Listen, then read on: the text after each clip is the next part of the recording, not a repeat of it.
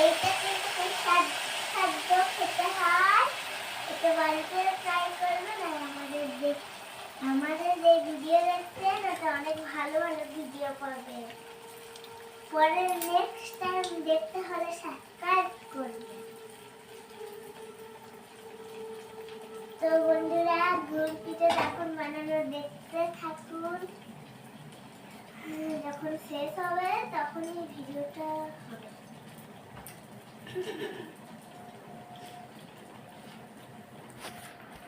Next time দেখতে হলে like subscribe করবেন।